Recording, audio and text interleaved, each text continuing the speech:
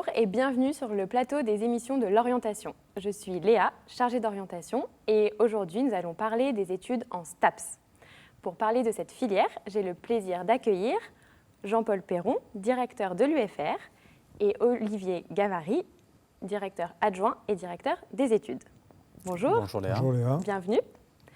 Alors, il existe certaines idées reçues sur les études en STAPS, notamment être bon en sport, ça suffit pour réussir. Qu'en pensez-vous ? Mais tout d'abord, si vous permettez, je vais définir ce qu'est l'acronyme UFR STAPS, Oui. Unité de formation et de recherche, comme dans bon nombre d'autres disciplines universitaires. Et STAPS signifie sciences et techniques des activités physiques et sportives. Donc, s'agit-il d'être simplement bon pour réussir en sport, pour réussir ses études en STAPS ? Non. En revanche, si on est bon en sport, on est bienvenu, mais ce n'est pas suffisant. Il faut aussi avoir des compétences dans ce qu'on a acquis au cours de ces années de scolarité, à savoir des compétences scientifiques, peut-être des compétences expressives, avoir aussi des compétences sportives, bien entendu, et puis aussi montrer un intérêt dans la vie citoyenne, la vie associative, sous forme d'un engagement, quel qu'il soit.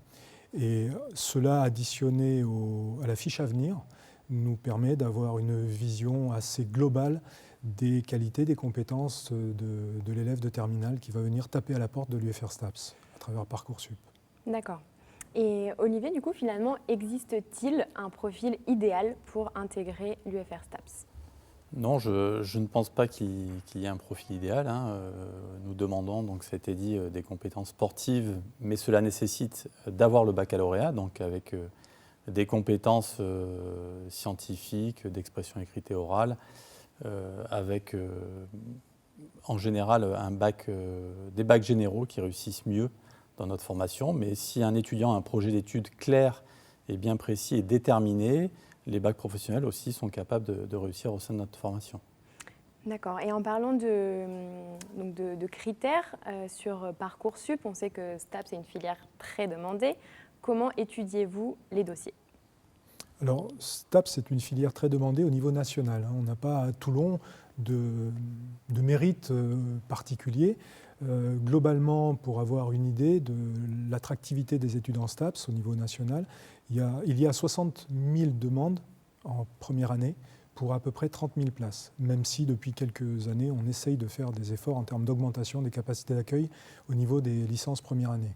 S'agissant de Toulon, cette attractivité est aussi assez similaire puisque au mois de mars de l'an dernier, nous avions 2600 demandes pour un nombre de 364 places des nouveaux entrants en première année. Donc cette attractivité est assez conséquente et elle date d'une petite dizaine d'années maintenant. Les critères de Parcoursup donc sont les compétences scientifiques, des compétences aussi littéraires et d'argumentation, d'expression écrite et orale, des compétences sportives avec bien évidemment un investissement dans les pratiques sportives fédérales. Et chaque pratique sportive a un niveau qui est bien déterminé, au niveau départemental, régional, national, voire international, avec des sportifs de haut niveau.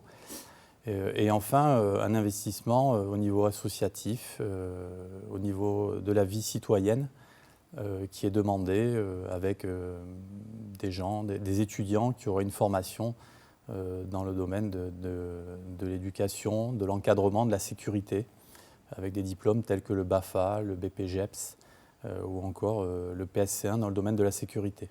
Et enfin, la fiche à venir qui sera établie en fin d'année scolaire pour les lycéens par le principal et l'ensemble de l'équipe pédagogique. Le projet de l'étudiant est très important, le projet professionnel, le projet d'études. Oui, parce que au-delà des 5 critères qui ont été rappelés ici, qui chacun d'ailleurs attribué en 30 points, permet d'avoir une note sur 150 points, ce qui permet d'établir un classement des candidatures. Il est vrai que pour entrer en STAPS, il faut arriver avec ces éléments-là renseignés sur Parcoursup, mais ensuite, pour réussir ces études en STAPS, il faut aussi d'autres qualités, notamment celui d'avoir une détermination dans un projet d'études, de poursuite d'études, ou voire dans un projet professionnel. Et puis aussi d'autres qualités telles que l'autonomie, l'organisation, la motivation, des méthodes de travail, etc. etc. Voilà, les seules qualités sportives, puisque c'était votre première question, Oui. sont bienvenues mais loin d'être suffisantes. Loin d'être suffisante. Par rapport à la réforme du bac, quels sont les enseignements de spécialité que vous conseilleriez aux lycéens de prendre? Je crois que dans ce cadre-là, il n'y a pas réellement de spécialité à choisir, parce que nous sommes une formation où nous retrouvons à la fois le domaine scientifique avec les sciences de la vie et les sciences de l'ingénieur, mais aussi le domaine des sciences humaines et sociales, avec un domaine beaucoup plus orienté vers la philosophie, les sciences humaines, l'histoire, la sociologie. Donc il n'y a pas réellement un choix très spécifique au niveau de ce bac. D'accord, il n'y a pas de choix spécifique. Tout du moins, les lycéens peuvent choisir les matières dans lesquelles ils sont bons. Tout à fait. Sachant que, bien évidemment, sur les bacs généraux, voilà, aussi bien dans les domaines, domaines scientifiques que les domaines littéraires, on a un meilleur taux de réussite de nos étudiants en première année pour passer en deuxième année. D'accord, les bacs généraux réussissent plus facilement. C'est vrai que statistiquement, ils réussissent mieux que les bacs professionnels, mais comme l'a dit tout à l'heure M. Gavary, les bacs professionnels nous ont montré de belles réussites, y compris jusqu'au niveau de l'agrégation en éducation physique et sportive, par exemple. Donc, au-delà des statistiques, je pense, et les équipes pédagogiques qui nous entourent, avec le directeur des études, sont convaincus qu'il s'agit plus d'une détermination sans faille de l'étudiante ou de l'étudiant dans sa réussite. Et pour cela, il va être amené à faire des choix. Des choix d'investissement, mais aussi des choix peut-être par rapport aux distractions en dehors des études, et puis peut-être simplement dans une organisation ou des investissements qui vont être requis de sa part. D'accord.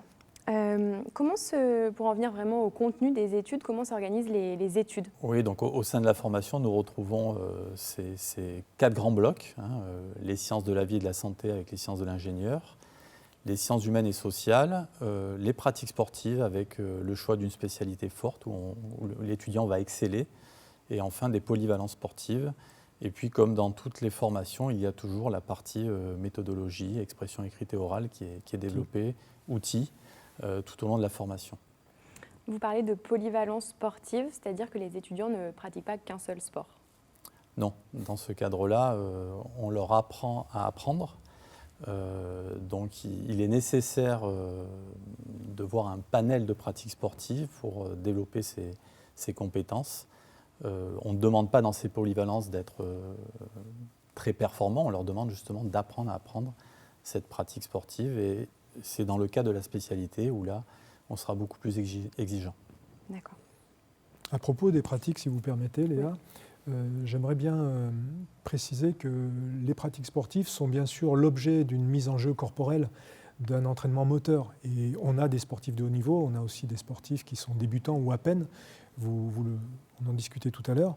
Mais en fait, la motricité du sportif, elle n'est pas en STAPS faite pour l'accomplissement de progrès personnels exclusivement. Il y a bien sûr cela, mais il y a bien plus que cela. La motricité est l'objet d'une transmission. Comment enseigne-t-on? Comment entraîne-t-on? Comment la motricité d'une personne en situation de handicap se développe? Comment on va l'aider? Comment il va progresser dans ce domaine-là? Et puis aussi, les sports, les pratiques sportives, sont l'objet d'analyse. On peut, quelle que soit la discipline sportive, l'analyser à travers différents prismes. Le prisme de la physiologie de l'effort, le prisme de la biomécanique du geste, le prisme de l'anatomie du geste, mais aussi le prisme de la sociologie de l'activité, de l'histoire de l'activité. Voilà, donc les études en STAPS sont là aussi pour utiliser les pratiques sportives comme étant des objets d'études et des objets de pratique personnelle. C'est toute la complexité de la compréhension de l'usage du sport à l'intérieur des STAPS. D'accord. Et une dernière question sur le contenu des études. Certains lycéens se demandent, est-ce que je vais avoir des maths en STAPS? Globalement, non. Nous avons un petit peu de maths dans une discipline qui s'appelle la biomécanique, qui est une application de la physique sur le geste sportif. mais je crois que, quel que soit le bac, on peut faire une remise à niveau sur les mathématiques et la physique dans cette spécialité, dans cette discipline. Et après, nous sommes sur des matières en sciences de la vie et de la santé qui sont plus des mécanismes à comprendre que des mathématiques. Et puis on retrouve, comme toutes les formations, des statistiques, mais je crois que ces statistiques sont enseignées dans la plupart des formations des bacs généraux. Mmh. Merci. Une question sur la semaine type d'un étudiant en STAPS, un lycéen qui arrive, à quoi il doit s'attendre? Ils vont avoir une semaine qui va être chargée d'un volume horaire qui oscille entre 16 à 26 heures de cours, quoi, selon les semaines. Oui, les emplois du temps vont changer parce que nous avons une maquette avec des unités d'enseignement, et puis à l'intérieur de ces unités d'enseignement, il y a des éléments constitutifs de l'unité d'enseignement, donc des sous-disciplines. Et effectivement, la programmation fait que les semaines fluctuent. Par ailleurs, nous avons les pratiques sportives des spécialités qui sont bloquées en fonction des installations sportives que nous avons et que nous louons. Le mardi matin, par exemple, le vendredi matin, systématiquement. Et puis par ailleurs, il y a les stages à mettre en œuvre dès le L2. Donc c'est un système très complexe de programmation qui ne fait que changer tout au long de l'année. Et en termes de cours magistraux, de travaux dirigés, la proportion, peut-être auriez-vous quelques... Alors effectivement, il y a un changement par rapport au lycée, puisque là, nous sommes sur des cours magistraux où les étudiants sont regroupés sur des effectifs importants, hein, de 200 étudiants dans nos amphithéâtres, et puis des travaux dirigés par petits groupes, qui est une application des cours magistraux, et enfin des effectifs encore plus réduits sur des travaux pratiques avec l'utilisation de matériel spécifique en fonction de l'orientation de l'étudiant. Donc globalement, on est sur une répartition de l'ordre de 60% de CM et 40% de TD. D'accord. Alors, à propos justement sur l'ensemble de la maquette de licence, c'est une maquette qui s'appuie sur globalement 1500 heures de cours sur les 3 années. En première année, on a allégé un petit peu le volume horaire. Les étudiants ont à peu près 450 heures de cours. Ils en ont 500 en deuxième année et à peu près 550 en troisième année. Donc on a essayé d'introduire une progressivité aussi de la charge de travail pour permettre aux étudiants arrivants d'arriver à bien se situer dans l'environnement universitaire qui diffère quand même énormément de l'environnement des études de secondaire. D'accord. Voilà, donc tout ça nous permettant d'avoir un taux de réussite en première année qui est assez bon si on le regarde à distance par rapport à la société, et qui est très bon si on le considère par rapport aux autres composantes universitaires, puisqu'on a 50% de nos étudiants de première année qui réussissent en deuxième année. Qui passent en deuxième année. Ouais. Et précédemment, vous parliez de la L1 qui était un tronc commun et de la possibilité après de se spécialiser en 3 parcours. Peut-être pourriez-vous en dire un mot ? Oui, alors d'une manière générale encore, sachez que dans les études en sciences et techniques des activités physiques et sportives, il existe 5 parcours qui s'appellent maintenant des mentions. On va passer sur les subtilités institutionnelles et administratives, sachant qu'à Toulon, nous en avons 3. Alors les 5 parcours sont le parcours éducation et motricité, qui est le parcours historique, qui prépare au métier de l'enseignement de l'éducation physique, mais pas que. On verra peut-être plus en détail après. Le parcours entraînement sportif, le parcours activité physique adaptée et santé. Ces 3 premiers parcours, nous les avons à Toulon, à l'Université de Toulon et à l'UFR-STAPS de Toulon. Il existe aussi 2 autres parcours qui portent sur l'ergonomie et puis un parcours qui porte sur le management du sport. Donc ces 2 autres parcours, nous ne les avons pas à Toulon, mais ils existent en STAPS. D'accord. Oui, donc dès la deuxième année, il y a une prédétermination professionnelle avec le choix d'un stage dans un de ces 3 domaines qui représente un volume horaire de 80 heures. Et l'étudiant peut, en L2, se tromper sur son choix, sur cette prédétermination, puisqu'il pourra changer dès le L3. Mais c'est vrai qu'à partir de L3, on demande à l'étudiant d'avoir un projet professionnel, puisqu'à la fin de ce L3, il peut arrêter et avoir une carte professionnelle qui lui permet d'intervenir dans le domaine de l'entraînement sportif, de l'activité physique adaptée et de la santé, et puis de l'éducation et de la motricité. Voilà. Sachant qu'au niveau du L3, on est sur un volume horaire de 120 heures, ce qui fait 200 heures de stage sur le L2 et le L3.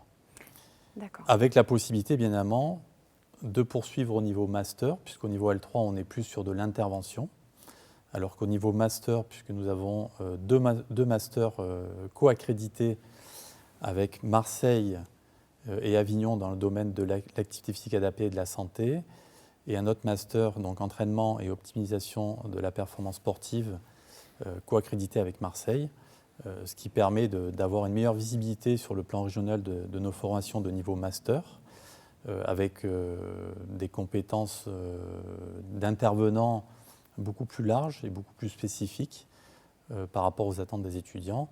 Et dans ce cadre-là, effectivement, au niveau master, on demande à l'étudiant plus de concevoir que d'intervenir par rapport au niveau L3. D'accord. Et du coup, suite au STAPS, peut-être pour rebondir sur les débouchés professionnels des études en STAPS, quels sont les débouchés possibles ? Alors, c'est une autre bonne question, Léa, je vous félicite d'ailleurs de vos questions. Au bout de 3 ans après leur licence STAPS, ils sont 82,7% à être embauchés et employés dans un ou un autre secteur professionnel, selon ce qui vous a été décrit tout à l'heure comme possibilité, au moins pour les secteurs professionnels de Toulon. Pour les étudiants de master, le pourcentage est de 92% des étudiants qui sortent avec un master STAPS qui trouvent un débouché professionnel, sachant qu'il y en a une partie qui continuent leurs études, qui vont jusqu'à un doctorat, soutenir une thèse, etc., etc. Donc, contrairement aux idées reçues, là encore, les STAPS sont pourvoyeurs d'emplois en grand nombre et dans une grande diversité pour nos étudiants diplômés. On peut donner quelques exemples, Oui. si vous le souhaitez. Alors, dans le domaine des APAS, nous avons des étudiants à la fin de la licence activité physique adaptée et santé qui trouvent des emplois dans le domaine de la réhabilitation. Nous avons 2 étudiantes qui sont, par exemple, au sein de l'hôpital Léon Bérard, dans le cadre de la réhabilitation cardiaque.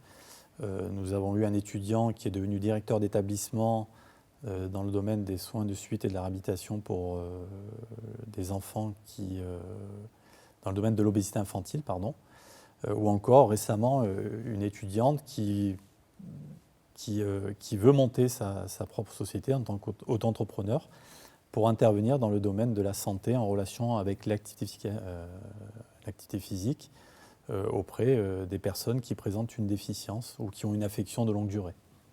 D'accord. Dans le domaine de l'entraînement, on peut donner des exemples en tant que préparateur physique, des étudiants qui sont impliqués au niveau des fédérations, des étudiants qui deviennent des entraîneurs en fonction de leur spécialité sportive. Peut-être d'autres exemples, Jean-Paul ? Oui, alors tous n'entraînent pas les équipes de France, bien évidemment, même Oui. si on en a quelques-uns qui sont dans les staffs. Parce que vous savez que maintenant, dans le milieu de l'entraînement sportif, les équipes d'encadrement et d'entraînement sont de plus en plus nombreuses et font appel à des compétences diverses et variées. Donc nos étudiants trouvent aussi des places dans ces staffs techniques, y compris d'ailleurs dans les sélections nationales de jeunes ou de moins jeunes, quels que soient les sports. On a beaucoup d'étudiants aussi qui deviennent auto-entrepreneurs. Et puis, dans le domaine de l'éducation et motricité, la plupart des étudiants qui réussissent à passer en master, alors master MEF, EPS, tapent à la porte du concours qui est le CAPEPS, qui prépare au professorat d'éducation physique, et puis certains de ces étudiants-là, de la filière éducation et motricité, choisissent d'aller vers le premier degré, et bon nombre d'entre eux passent et réussissent relativement bien le concours de professeurs des écoles et deviennent profs des écoles. Voilà. D'accord. Juste avant de conclure cette émission, parce que le temps passe, peut-être un dernier mot sur la nouveauté à la rentrée 2021 sur la filière Accès Santé. Ah oui, alors l'Université de Toulon va accueillir des étudiants dans la filière licence LAS, licence à Accès Santé. L'UFR STAPS fait partie des 4 composantes qui sont dans ce projet, et nous avons 25 places qui seront réservées aux étudiants qui voudront en même temps préparer le concours pour entrer dans les études de santé, tout en faisant une licence, tout en démarrant une licence TAPS. Les licences générales accueillent ces étudiants un petit peu particuliers qui veulent se diriger vers les études de santé, mais qui, au cas où ils n'y arriveraient pas, peuvent continuer et rebondir dans une licence normale. Et en STAPS, on participe à ce projet. Et bienvenue donc à ces nouveaux étudiants. Très bien. Un dernier mot très rapide pour conclure? Les futurs étudiants doivent vraiment avoir un projet d'études qui progressivement va s'orienter vers un projet professionnel. Donc on a bien vu que nous sommes dans une formation pluridisciplinaire qui ne demande pas uniquement des compétences scientifiques, il y a aussi des compétences rédactionnelles, d'expression écrite et orale, d'utilisation d'outils en relation avec les domaines. Donc il faut que l'étudiant soit vraiment déterminé dans son projet et je pense que quel que soit le type de bac, cela a été déjà démontré auparavant par de nombreux exemples d'étudiants qui venaient de bacs professionnels. On peut réussir son projet en STAPS sans oublier bien évidemment ses compétences sportives qui sont nécessaires quand même pour réussir ses études. Merci. Le mot de la fin, non ? Le mot de la fin. Moi j'ai envie de dire que les études en STAPS, comme toutes les études, visent à un moment ou à un autre à l'insertion professionnelle. Donc en STAPS, cette insertion professionnelle peut arriver assez tôt, dès la fin de la deuxième année, puisque en licence deuxième année en STAPS, on peut obtenir son DUG, son diplôme d'études universitaires générales en STAPS, qui permet déjà une sortie professionnelle à un niveau d'animation sportive polyvalente. Ensuite, en licence, nous avons toutes nos licences qui sont répertoriées dans le fichier RNCP, Répertoire national des certifications professionnelles, et y compris nos diplômes de master. Puisque à terme, de toute manière, nos étudiants vont taper à la porte d'une entreprise ou vont se la construire eux-mêmes.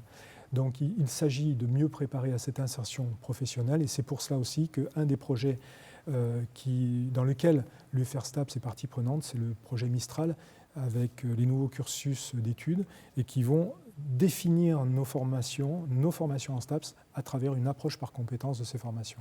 Donc ça, c'est un enjeu d'avenir et c'est aussi et surtout un enjeu d'adéquation entre l'offre de formation et les attentes des branches professionnelles qui vont embaucher nos étudiants à terme.